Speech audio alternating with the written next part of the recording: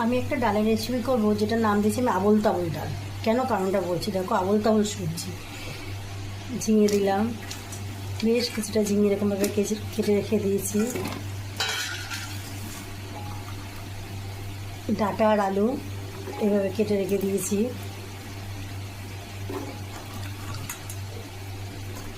শর্টকাটে রান্না একদম, কিন্তু খুব সুন্দর টেস্টি লাগবে বন্ধুরা। সময় যখন কম থাকে তখন এরকম করে আবার তো কিছু করে খেয়েই নেওয়া, দেখবে কত টেস্ট লাগে। দেখো মুগ ডালটাকে আমি ভেজে রেখে দিয়েছি। এটা আমার 100 গ্রাম মুগ ডাল আছে, না 125 গ্রাম আছে, কিন্তু আমি সব দেবো না,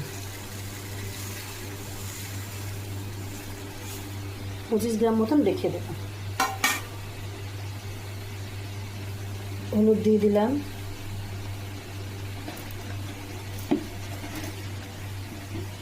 বেশ খানিকটা লবণ দিয়ে দিলাম, দরকার হয় লাগলে আবার পরে দেবো। এবার আমি গরম জল দেবো। গরম জলটা আমি আগে থেকে বসিয়ে রেখে দিয়েছিলাম, এই গরম জলটা আমি ঢেলে দেবো। তোমরা যদি মনে করো যে ঘন ঘন খাবে, তাহলে ডালটা তোমরা 125 গ্রাম যেটা আমি ভেজে রেখেছিলাম তোমরা পুরোটাই দিতে পারো। আমিও ঘন ঘনই করবো, তোমাদেরকে দেখাচ্ছি আমি ডালটা সিটি দেওয়ার পরে আমি কী করবো। তাকে এইভাবে দিয়ে দিয়েছি, আমি এবারে এটা প্রেসারে বসিয়ে দেবো।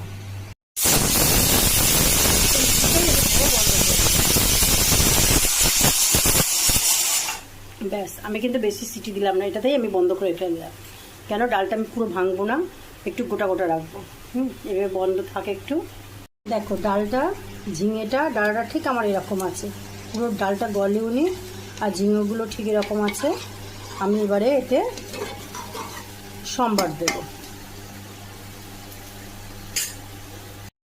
আমি এবার ডালটা সম্বার দেবো বলে খানিকটা তেল দিয়ে নিলাম।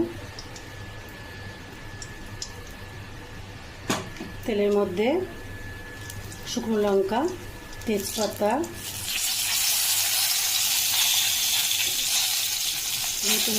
জিরে ফোড়ন তো লাগবে মুগ ডালে, আর আমি উপরে তেজপাতার উপরে একটু হিং দিয়ে দিয়েছি।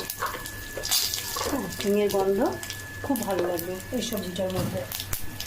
এ হচ্ছে আমার আবোল তাবোল ডাল যাকে বলে। এটা ভেজে নিই, একবার তোমরা করে খেয়ে দেখো, খুব টেস্ট লাগবে।